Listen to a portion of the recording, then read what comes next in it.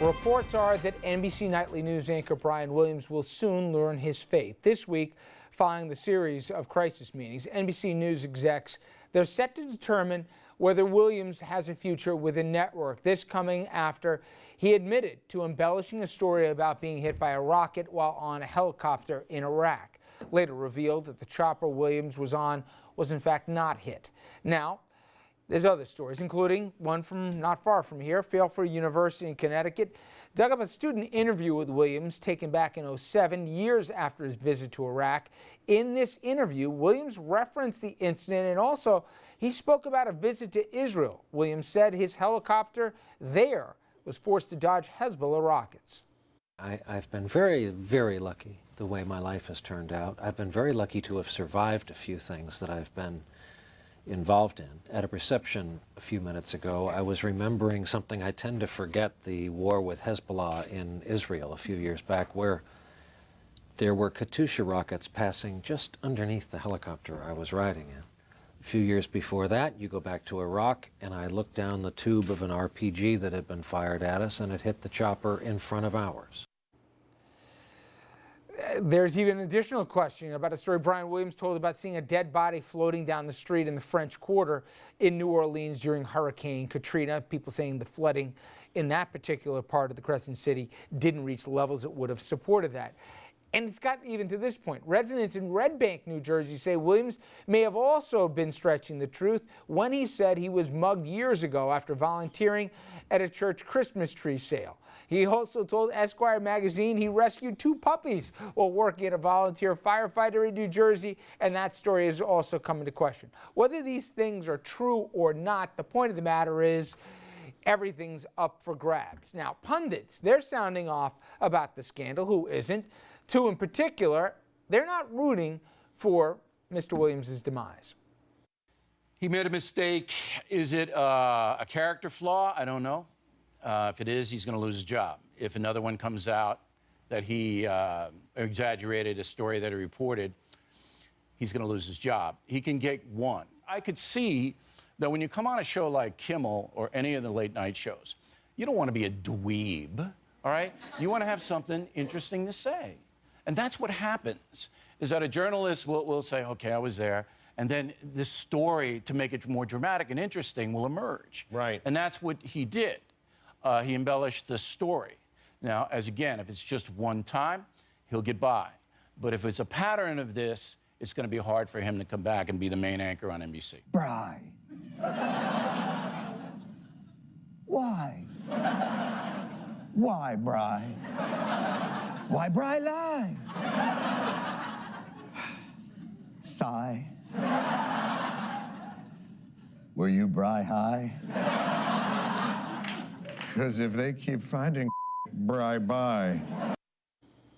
All right. We're going to ask you at home in a second what you think should happen here. But, Brad, we talked about this last night. Your perspective here, you're the consumer of this stuff. It's a little inside baseball to us. We're a country of comebacks. We're quick to forgive. If he does a mea culpa and he says, I really screwed up, not like that weak apology the first time, should he get a second shot or no? Well, I can't believe I'm saying this. I agree with Bill O'Reilly when he says that if this is just one time, he can get past it. If it's more than one, then he's going to be gone. My guess is, and based on all these other stories at this point, is that he's going to be gone. I don't know how he can possibly survive it. You have to have credibility as a journalist, and especially in the position he was at, the #1 ranked journalist and TV guy, and now his credibility rating, as I understand, went from like number 23 down to 800 something, and that's just one below the guys on Duck Dynasty. So that's not where you want to be as a journalist. Andrew? I think there's a path for him to survive this. First of all, I would kind of like to see him back in the chair. And again, this is all dependent on whether more information comes out. If we start to hear more things, as I've been saying, that this is habitual or that this is problematic or that this has colored his newscasts, that's a problem. But I can see NBC getting big numbers when he comes back. I can see there being lots of barbs and lots of zingers for the next little bit, but it's the kind of thing that slowly but surely you build your credibility back up. And let's be honest, the evening network news landscape right now is not, it's not dominated by heavyweights. I mean, Yep. David Muir has been in the chair at ABC for a little while. Scott Pelley's been at the chair at CBS for a while, and his numbers haven't gone anywhere. I think NBC, and the business decision that they're going to make would indicate that they would bring Williams back and see how it goes. And if something else develops, the network can take action at that point. It does get tricky, though, when it comes, if they make that call, and as we told you off the top, it could be as early as tomorrow or Thursday. We're going to hear where NBC's going, and the rumors are it could go one of three ways. They can cut ties here and say goodbye. The second is they could give him a lengthy suspension.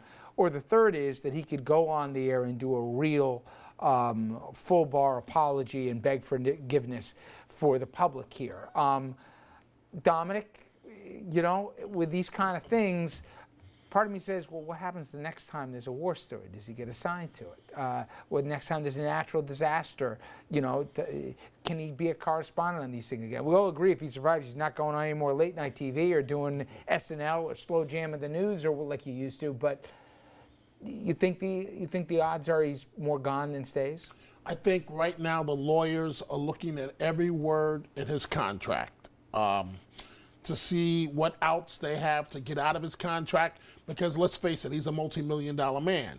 You don't just get rid of a multi-million-dollar man if you're going to have to pay him $10 million. So that's going to play a role in this. But to answer your question directly, and I was trying to avoid it, I think he is done. Finito. Maybe he can go over to Fox, but because Richard, every time. Timeline, what does the timeline tell you that we're going to find out sooner than later? Do you think that means they found some other inconsistencies, or do you think No, it is? I think they're going to try and put him back in the chair. If I'm NBC, I want Brian Williams in the chair for my ratings. But NBC is going to say, we're with you. But then the next journalism student's going to come with a tape and say, hey, he lied about this. Take a look. And he almost has to prove every negative. Right, and it's going to be a death of 1,000 cuts. And NBC is going to say, listen, we love you, but you got to go. And whenever the magnifying glass is on you, I think Dominic's right. 1,000 cuts stuff's going to come. It's just inevitable. If he told a lie or fib once, I'm sure there are a few other exaggerations in his history, and they're all coming. And it's a matter how much, I think, I turn it on to Brian Williams himself, is how much of this is he going to take, rather than just take his hiatus, take his time to sit on the end of the bench quietly for the year, 2 years, and then make a comeback on another network. That's always in the cards, because everyone in America loves the second act. Hopefully, nobody's rooting for him and his demise here. If it's necessary, they'll make the call, but I'm not hoping he goes and takes some perverse pleasure in it. All right, now, what do you guys think? Head over to Facebook and Twitter and answer our question tonight. Should Brian Williams simply keep his job? Coming up next, everybody, you got football here, and more specifically, Richie Incognito. Who would have thought he'd be back? Well, he is. He just got a new contract with the Buffalo Bills, and now there are other players who might be wearing uniforms next year, and the question is, do you want them wearing your favorite team's uniform or not? Bad actors, should they get second acts in the NFL? And more specifically, if it's your team, is all you care about how they perform on the field?